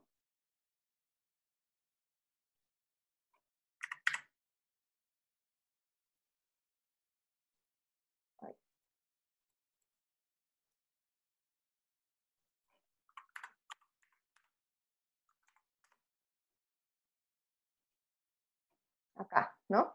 Si yo quiero encontrar el 95%, con un 95% de confianza, o sea, yo tengo acá el 90, aquí tengo la probabilidad central de 0.95, ¿no? Y entonces, cuando yo quieras trabajar eso con la distribución normal estándar, ¿no? Lo que voy a tener es menos 1.96 y 1.96, ¿no? Entonces, yo acá tengo 0.95. Y lo que yo estoy diciendo que la probabilidad, ¿no? De estar aquí en las colitas es 0.025 y 0.025, ¿no? Yo no quiero estar en esas colitas, ¿no? Porque ya me estoy alejando, cuando yo estoy en estas colitas, me estoy alejando de la media, ¿no? Entonces yo quiero representar los valores más cercanos a mi población. Entonces, yo lo que les digo es, así como cuando nosotros teníamos nuestro ejemplo de las notas, ¿se acuerdan? Que yo les dije, bueno, en mi clase, cuando veíamos los puntajes zetas, veíamos la regla empírica, decíamos que el 95% central de los datos estaba más o menos a 2 desviaciones estándar. Eso no era más que otra, esa regla empírica no comprueba más que otra cosa que esta distribución de campana de Gauss, porque nosotros aquí 1.96 se acerca muchísimo a 2, ¿no? No me dejarán mentir. Entonces, más o menos a 2 desviaciones estándar, nosotros tenemos el 95% central de los datos. Entonces, ¿yo qué estoy haciendo cuando estoy revisando entonces esta forma de estimar a mi población? Lo que yo estoy diciendo, mire, esta es la media, ¿no? Y aquí yo tengo el error estándar o error muestral o distribución o la desviación estándar muestral. Si usted la multiplica por 2, ¿no? Ahí más o menos van a estar todos los valores posibles de las muestras, ¿no? Porque yo me puedo haber equivocado, ¿no? Entonces yo lo que estoy diciendo, bueno, esto es mi estimador, pero puede haber un margen de error y yo lo que estoy diciendo, la verdad es que para tener más o menos el 95% de todas las muestras posibles, pues yo multiplico ese error estándar y lo multiplico por 2, casi, 1.96, y yo ahí tendría más o menos el 95% de todas las muestras posibles caerían entre esos valores, ¿no? Entonces, eso es lo que hacemos cuando nosotros estamos estimando. Entonces, yo ya no digo, mire, vale, la muestra tiene una media de 8, ¿no? De la muestra de estudiantes que saqué acerca de las notas, ellos tienen una media de 8, ¿no? Pero ese valor para allá, si yo se lo quiero aplicar a toda la población, entonces yo voy a tenerle que sumar el margen de error y restárselo al mismo tiempo. Por eso cuando ustedes ven los resultados de las encuestas en la tele o en los periódicos o incluso cuando son encuestas de verdad, ¿no? Como este aleatorio, ustedes han oído que siempre dicen más o menos 3 puntos porcentuales, más o menos no sé cuánto, ¿no? ¿Por qué? Porque ya no podemos, o sea, siempre nosotros tenemos que pensar que ese estimador que nos están dando va a tener, bueno, como proviene de una muestra, de todas las muestras posibles, tiene un margen de error, ¿no? Y entonces, yo para tener más certeza de más o menos cómo andaría moviéndose esa estimación, le tengo que sumar y restar algo, ¿no? Entonces, este es el caso de la estimación puntual más o menos un margen de error. Entonces, voy a lanzar de nuevo mi votación para ver si esto quedó un poquito claro.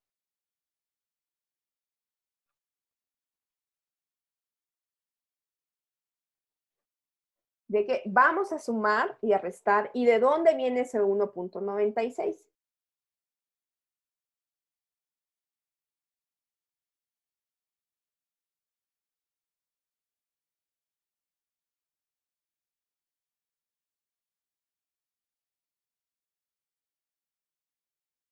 La persona que nos dijo no, si nos puede mandar un mensaje o si puede utilizar el micrófono para decirnos.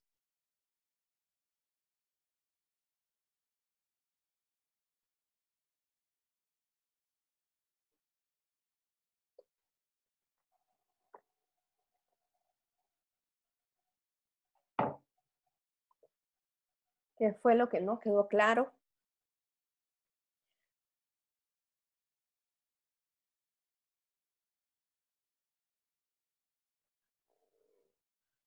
Bueno, entonces, vamos a continuar un poquito con esto, ¿no? Entonces, pensemos en unos escenarios bastante simples para empezar, ¿no? Primero, que realmente nosotros tenemos una distribución que no haya tenido grandes problemas de no respuesta o otras dificultades prácticas que estén sesgando a nuestra muestra, que la variable que nosotros estamos midiendo sabemos que ya conocemos cómo se comporta dentro de la población y sabemos que es normal, y que además nosotros conocemos el valor no conocemos el valor de la media, pero conocemos el valor de la desviación estándar poblacional. Digamos, ese es como nuestro caso primero teórico, ¿no? Cuando nosotros tenemos ese caso teórico, ¿no? Pensemos que acá está nuestro dibujito de nuevo, donde nosotros tenemos nuestra media y nuestra media de la población, y nosotros tenemos nuestras X barras, ¿no? Nosotros acá lo que sabemos es que la población tiene una media desconocida, pero una desviación estándar de 60, y nosotros tenemos la distribución muestral donde la media mu es desconocida y sabemos pero sí conocemos, al conocer la distribución, la desviación estándar de la población, podemos calcular el error estándar. ¿Se acuerdan que nosotros dijimos que el error estándar de la población, un buen estimador de ese error estándar era igual a la desviación estándar de la población entre la raíz de n. ¿Se acuerdan de eso? No, tal vez sí, que vimos en la clase pasada. Entonces, si ustedes hacen, si ustedes ven acá, tengo n's de 840, ¿sí? Si ustedes dividen 60 entre la raíz de 840, eso nos va a dar 2.1, ¿sí? Entonces, nosotros podemos calcular cuál sería nuestro margen de error, ¿sí? Si nosotros, voy a sacar la calculadora por acá.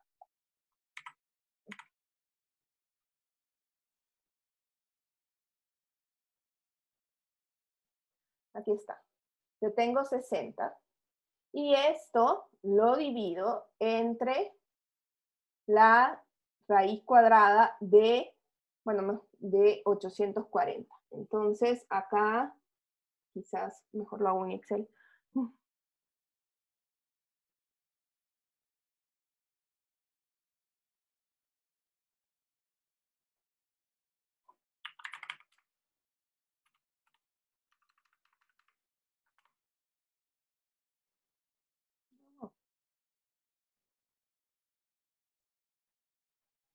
Y vamos a sacar la raíz.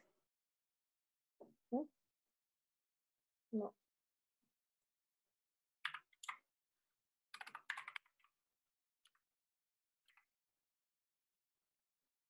Ay, Dios. Voy a sacar el Excel normal. Tengo mis issues con el Google Sheet. Entonces, yo lo que quiero acá con esta lámina mostrarles es que el margen de error no depende de la muestra en sí, porque el margen de error depende del tamaño de la muestra. ¿Cuál era nuestra fórmula del margen de error? Nosotros dijimos que era la desviación estándar entre la raíz de n. Y entonces, eso implica que ese margen de error se va a mantener para todas las muestras que nosotros podamos calcular. Pero entonces, ahí mostramos de que la verdadera variable aleatoria que nosotros tenemos es realmente x bar. Entonces, nosotros pensemos, ¿cómo calculo el margen de error? ¿Sí? Dijimos que vimos que habían dos componentes. Uno que era el 1.96, que este 1.96 salía de nuestra distribución de probabilidad. Y es un valor, digamos, que para nuestro margen de error, este 1.96 es un valor estándar que utilizamos porque todos nos pusimos de acuerdo. Ya vamos a ver que lo podemos cambiar. Pero esto tiene que ver con la confiabilidad, ¿no? Entonces, esto está establecido por el investigador. Pero el otro, que es el margen de error o el error estándar, también lo pueden encontrar a veces como EE, que es el error estándar.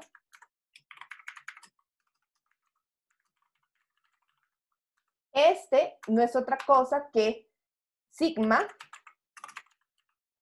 entre la raíz de n, ¿no? ¿Sí?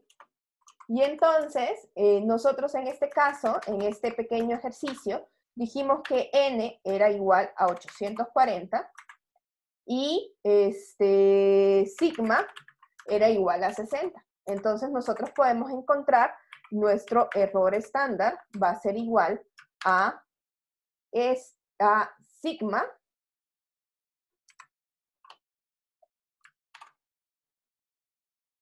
entre la raíz de el tamaño de la muestra. Ahí está. Y ese es 2.07, ¿no? Y entonces eso es lo que nos muestra esta pequeña lámina que me robé de Moore. De Moore en inglés porque está a colorcitos, en español no tiene colorcitos. Es una edición muy linda de esa editorial, me gusta mucho, pero no le puso color. Entonces, si ustedes ven entonces el margen de error, yo le voy a restar y le voy a quitar esto, pero las medias muestrales sí van a cambiar, ¿no? Entonces, yo cuando estoy haciendo parte de mi estimación, sí está afectada por la aleatoriedad del tamaño de la muestra, digo, del valor de la muestra, ¿no? Entonces, ustedes ven aquí, yo puedo tener diferentes muestras y dice, bueno, si yo saco aquí una muestra de todos estos jóvenes, de sus calificaciones, ¿no? Y yo selecciono 840 de la población, en una muestra me puede dar un promedio de 272, porque son esos números raros que ocupan los gringos, y 268 puede ser otra muestra. Si ustedes ven, las X barras pueden cambiar, ¿no? Como veíamos en el ejercicio que nos hizo Pablo, las X barras podían cambiar porque nosotros tenemos una muestra de todas las muestras posibles. Pero el margen de error, como está en términos de conocer sigma, en este momento ahorita, vemos de que ese no cambia, ¿no? Entonces, el margen de error es propio de la distribución muestral y los valores de las muestras sí tienen que ver con el proceso aleatorio, ¿no? Entonces, si nosotros podemos ir haciendo entonces nuestros intervalos, ¿no? Podemos ir a las medias agregándole y sumándole esos valores, ¿no? Ahí está, ¿no? Y entonces si nosotros sacáramos todas las muestras posibles, ¿no? Esos ejercicios que venimos haciendo en las últimas clases, de sacar todas las muestras posibles, ese ejercicio mental de imaginarse un mundo donde se sacan todas las muestras posibles de cierto tamaño de una población, podríamos ver que si nosotros sumamos y restamos ese margen de error que ya calculamos, en el 95%, porque le pusimos 1.96, por eso yo hablo del 95%, en el 95% de todos los intervalos que yo puedo calcular, los valores de la población van a estar entre esos intervalos. Entonces yo aquí tengo todos los intervalos posibles que calculé, porque saqué todos los valores de las X barras posibles, le sumé y resté mi margen de error. Si yo saco todo eso, en el 95% de todos esos intervalos, el valor del parámetro va a estar en esos intervalos.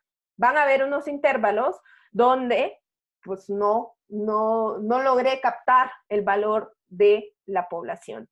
Y eso tiene que ver porque yo utilicé el 1.96, ¿no? Y es un poquito esta lógica del aro que yo les decía, ¿no? Yo voy a tener aquí un aro y voy a tratar de pegarle al poste, ¿no? Entonces, si ustedes ven, si yo aumento ese 95, si yo quisiera tener más certeza de que estoy capturando el valor de la población, entonces yo ya no tendría que usar el 1.96, probablemente tendría que usar un valor más grande, ¿no? Porque si nosotros nos vamos a nuestra calculadora, lo que tenemos es que, bueno, yo le digo, ¿sabe qué? El 95 no me convence, ¿no? Porque yo no estoy para equivocarme el 5% de las veces distribuidas en las colas, ¿no? Yo quiero equivocarme en menos. Entonces, mire, yo aquí en lugar de ponerle 95, le voy a poner 99, ¿no? Yo solo me quiero equivocar el 1%. Entonces voy a calcular y si ustedes ven este valor se vuelve más grande. Entonces es como que el aro para poder pegarle al poste se vuelve más ancho y claro, me va a ser más fácil llegarle. Pero si ustedes se fijan, el problema que tiene esto, o sea, que es un poco un trade-off, un intercambio, o sea, nada es gratis en la vida, ¿no? Entonces, claro, yo digo, pues, ¿para qué usamos el 95? Mejor usemos el 99. Yo quiero tener en el 99% de los casos, quiero tener intervalos que capturen el valor de la media poblacional. Pero si yo hago eso, entonces, si ustedes ven, estos valores están más grandes, ¿no? Ya no es 1.96, sino que es 2.57. Esto se vuelve más grande y por tanto mi margen de error se va a hacer más grande. Entonces hay que tener cuidado, ¿no? Porque imagínense que yo les digo, sí muchachos, después de hacer esta investigación acerca de las notas de los estudiantes, yo les puedo decir que tienen 8 de promedio, pero entonces el margen de error es de 3 puntos. Me van a decir, no, pues muchísimas gracias. Si la escala puede ir de 5 a 10, ¿no? Me van a decir, bueno, no me está aportando demasiada información, ¿no? Porque este intervalo es demasiado amplio. Entonces, hay que tener como claro que lo que yo gano en confiabilidad, decir que yo estoy capturando el valor poblacional en mi mayor número de intervalos, eso implica que yo pierdo precisión en la estimación, ¿no? Porque mi intervalo de confianza se va ampliando, ¿sí? Voy a lanzar una pequeña votación para saber si estos elementos quedaron claros. ¿Sí? Encuentro el menú de la votación, porque ya abrí demasiadas cosas en esta computadora.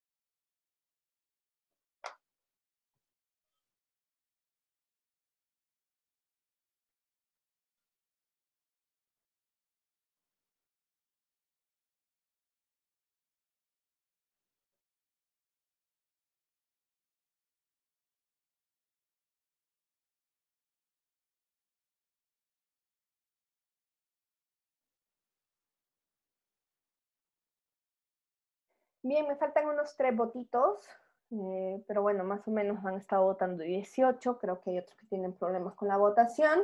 Entonces vamos a continuar un poquito con esto que estamos viendo, ¿no? Ahora, pensemos en las condiciones reales de la inferencia, ¿no? Para que nosotros podamos hacer inferencia, creo que ya a todos les quedó súper claro que tiene que provenir de un muestreo aleatorio. Hemos sido muy insistentes con eso, ¿no? Tenemos que pensar un poco cuál es la forma de la distribución de la población de origen, ¿no? Como ya sabemos, sí existe el teorema del límite central, pero si nosotros partimos de una distribución que no es normal, vamos a necesitar que la muestra sea muy grande. Entonces, en la práctica, ¿no? Entonces, nosotros sabemos que por el teorema del límite central, todos estos procedimientos donde nosotros incluimos a Z, esta distribución normal estándar, son más o menos exactos para cualquier distribución más o menos simétricas con muestras de tamaño moderado. O sea, si yo quiero hacer una inferencia con 5, una muestra de 5, y pues a lo mejor no me va a salir muy bien, ¿no? Entonces sí vamos a querer que la muestra sea grande, ¿no? Para que nosotros podamos aplicar el teorema del límite central y que nosotros sepamos, bueno, no importa tanto la distribución de origen de la población, pero nosotros sabemos, así como lo vimos con las alas de los dragoncitos, que si nosotros hacemos muestras grandes, nosotros vamos a poder aplicar mejor el teorema del límite central y aún aunque la población de origen no sea normal, sí vamos a poder utilizar nuestro procedimiento donde usamos la distribución normal estándar para encontrar ese 1.96, ese 2.56 que acabamos de hacer para establecer buena parte de nuestro ancho del intervalo o nuestro margen de error, ¿no? Entonces, dijimos que nosotros hoy a un estimador le íbamos a dar su bondad, ¿no? La bondad es conocido no como algo bueno, es de bondadoso, bueno, sí, pero piensen que esta es como una mala traducción, una más o menos traducción del inglés, el goodness of fit, ¿no? Entonces, ustedes van a encontrar la bondad de ajuste muchas veces, ¿no? Entonces eso es más que sea algo bueno, es como que esté como cerca, ¿no? Entonces la distancia entre una estimación y el verdadero valor del parámetro es lo que nosotros conocemos como error de estimación. Si las muestras son grandes, los estimadores serán sesgados por esas propiedades que vimos al inicio y tendrán distribuciones normales por el teorema del límite central, ¿no? Nuestro amigo, el teorema del límite central, lo llevamos ahí para siempre.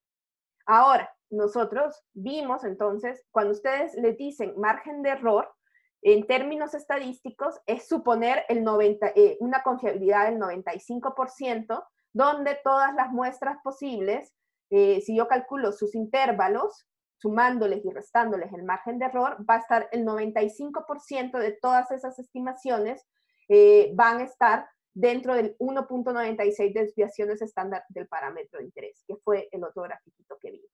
Entonces, esta fórmula de 1.96 por el error del estimador tiene la parte de Z, que es esto proviene de Z, y entonces esto proviene de la distribución de probabilidad. Y acá nosotros tenemos sigma entre raíz de n. Y entonces ustedes ven, aquí hay dos elementos. Uno que proviene de la heterogeneidad propia de la población y acá del tamaño de la muestra, ¿no? Si ustedes se fijan, si esta muestra se hace más grande, ¿no? Si yo divido un pastel entre menos personas, ¿sí? Digo, entre más personas, pues les queda un pedacito más chiquito, ¿no? Entonces, si yo aumento el tamaño de la muestra, este elemento se va a hacer más chiquito, ¿no? Entonces, a mí eso me interesa. ¿Por qué me interesa que eso se haga más chiquito? Porque entonces mi margen de error se va a volver más pequeño. Yo puedo mantener el mismo nivel de confiabilidad. La heterogeneidad de la población yo no puedo hacer nada al respecto porque es propio de la población. Pero el tamaño de la muestra, bueno, ahí dependiendo del dinero que yo tenga para hacer mi estudio, digamos, si yo tengo una muestra más grande, entonces yo sí puedo controlar un poquito que este margen de error se haga más chiquito, ¿no? Puedo tener mismos niveles de confiabilidad y voy a tener entonces un valor más chiquito porque lo voy a estar multiplicando por un valor más pequeño, ¿no? Ese 1.96. Entonces, de nuevo, por eso el tamaño de la muestra es tan importante, ¿no? Me va a permitir a mí tener menos errores en mis estimaciones cuando yo tengo muestras más grandes, ¿no? Y yo también puedo aumentar mi precisión si esto se vuelve más grande, pero eso implica, aumentar mi precisión si esto se vuelve más pequeño. Pero ustedes sepan que el 95 es como nuestro tope. A veces el 90, ¿no?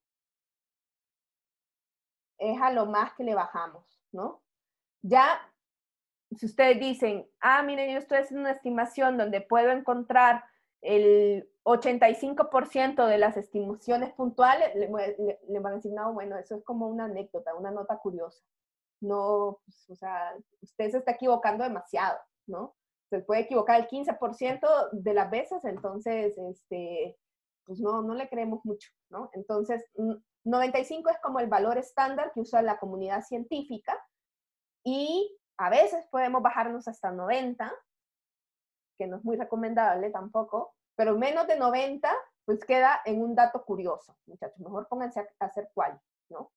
Entonces, eso es un poquito como analizando un poquito esta fórmula, que parece sencilla, pero tiene bastante información, ¿no? Mucha información. Tiene información de sigma, tiene información del tamaño de la muestra y tiene esa conexión que nosotros hicimos con la distribución normal, ¿no? Ahí está compuesto nuestro margen de error. Ahora piensen en poblaciones que son sumamente heterogéneas, ¿no? Por eso cuando nosotros queremos estudiar poblaciones que son sumamente heterogéneas, vamos a necesitar muestras más grandes, ¿no? Para poder dar cuenta de toda esa heterogeneidad de la población.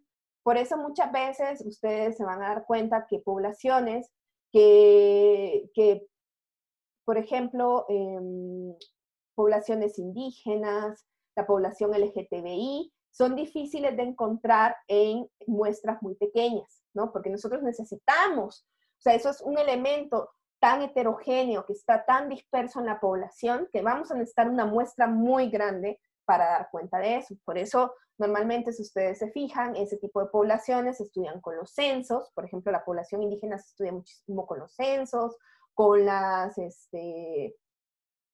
con con la encuesta intercensal, con muestras que son muy grandes, ¿no? Entonces, pero esos son comportamientos propios de la población que viene de su desviación estándar. Ahora, en el mundo real, ¿qué pasa con sigma? Nosotros en el mundo real no tenemos información de sigma. Eso es la verdad verdadera. Y entonces vamos a tener que hacer unos supuestos de sigma. Nosotros vamos a decir que sigma, que es de la población, por eso está en letra griega, se aproxima a S para muestras grandes. O sea, de más de 30. Para las muestras chiquitas ya vamos a ver qué vamos a hacer. Pero por el momento vamos a hablar de las muestras grandes. Entonces, para una población cuantitativa,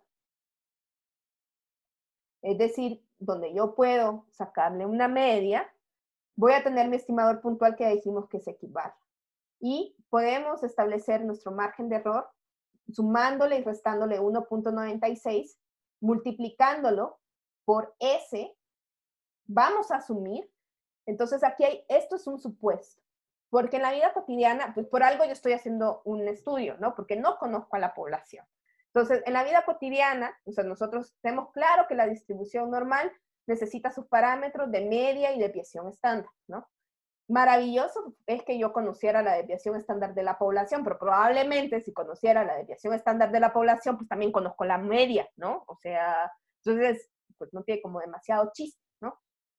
Entonces, lo que nosotros vamos a suponer es que si la muestra es grande, pues sigma va a ser un buen estimador de la población y lo vamos a dividir entre raíz de n. Y ese es nuestro error muestral, ¿sí? Pero eso solo si la población es grande, ¿sí?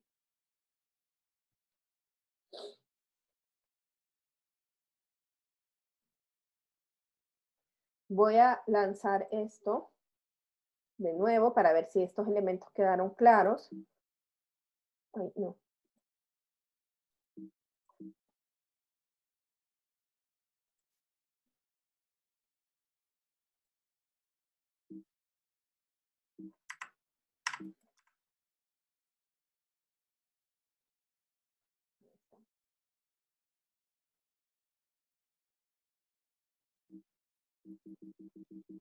No sé por qué no puedo lanzar la votación.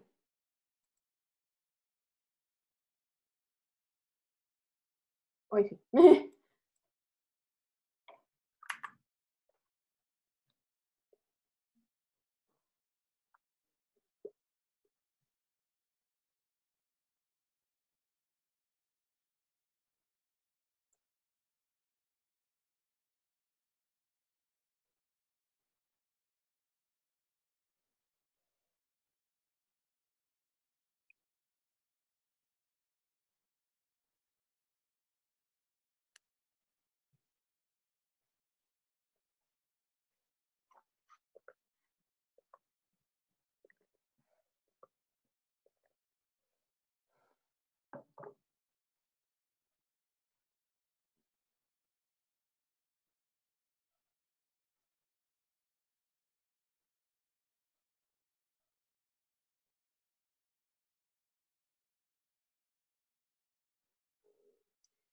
Tengo ahí un no, si nos pueden ir diciendo en el chat qué fue lo que no quedó claro.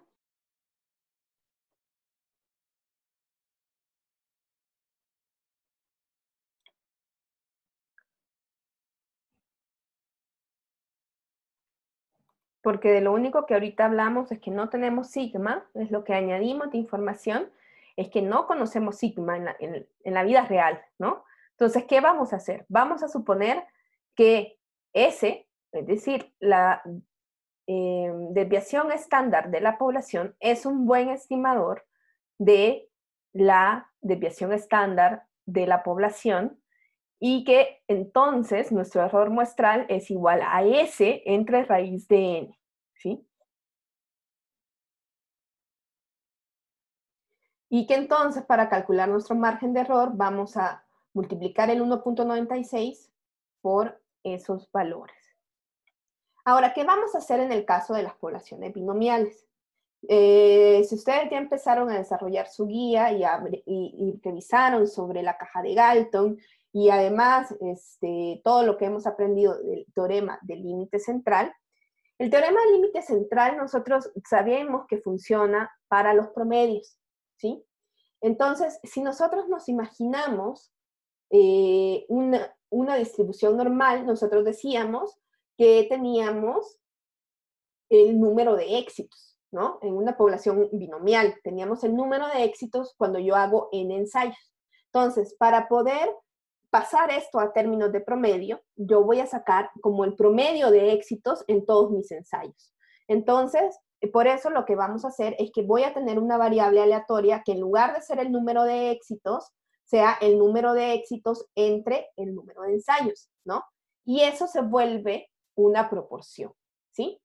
Cuando hicimos, en nuestro caso, que creo que fue que hicimos una pequeña tablita de número de gente que tenía lentes o algo así, de nosotros, dijimos, bueno, que cuando nosotros codificábamos como 0 y 1, pensemos, en nuestra población binomial tenemos un éxito y un fracaso, ¿no?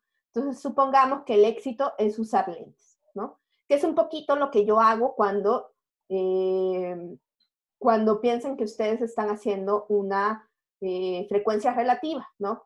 Yo cuento cuántas personas cumplen con esa condición 1, que es tener lentes, y si, bueno, nosotros somos 24, pensemos que aquí les digo, levanten la mano quienes usan lentes y me dicen que 15 usan lentes de 24, entonces digamos que yo tengo 15 éxitos y los voy a dividir entre 24 para tener el promedio de éxitos. Si ustedes se imaginan, entonces esto es como sumar todos los ceros y los unos y entonces esto realmente es un promedio, ¿no?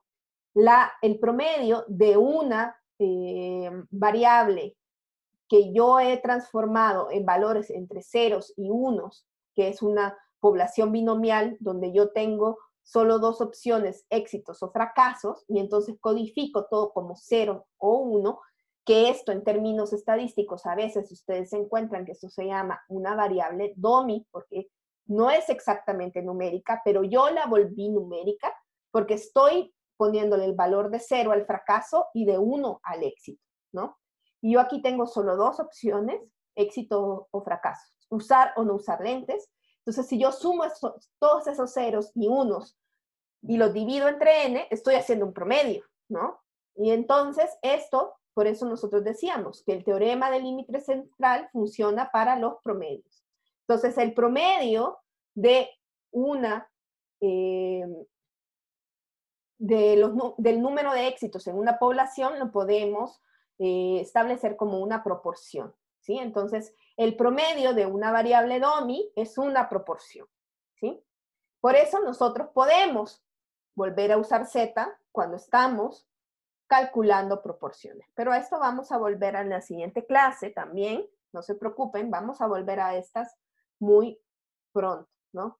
Acá nosotros tenemos, solo para presentarles, cómo sería el error estándar de la población binomial. Si ustedes lo que se fijan acá es que cuando yo hice esta transformación entre n, nosotros decíamos que la varianza de una población binomial era NP por Q, ¿verdad? NP por Q. No, ya no me acuerdo, profe. Ahí está. NP por Q era nuestra varianza, ¿no?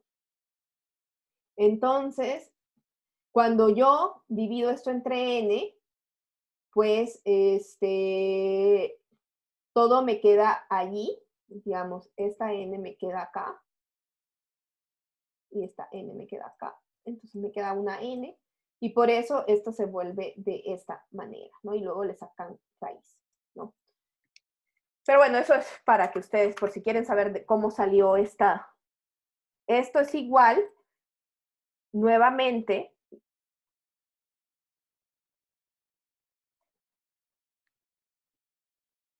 a la varianza era entonces NP por Q, yo lo divido entre N y me queda P por Q, y entonces la raíz cuadrada de la varianza es la raíz cuadrada de P por Q, ¿no?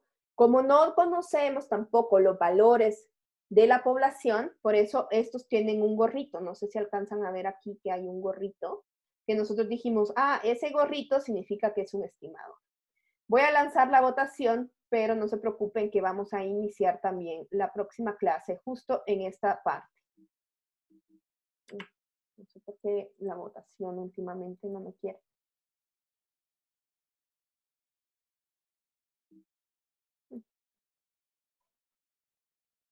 Ahí está.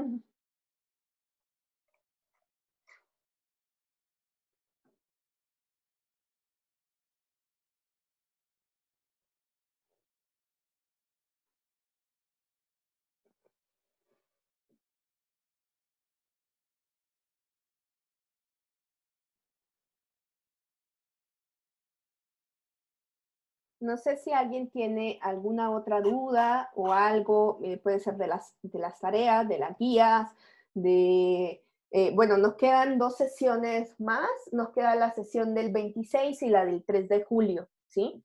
El 3 de julio pues ya terminaríamos y entonces espero que lleguemos un poquito hasta prueba de hipótesis.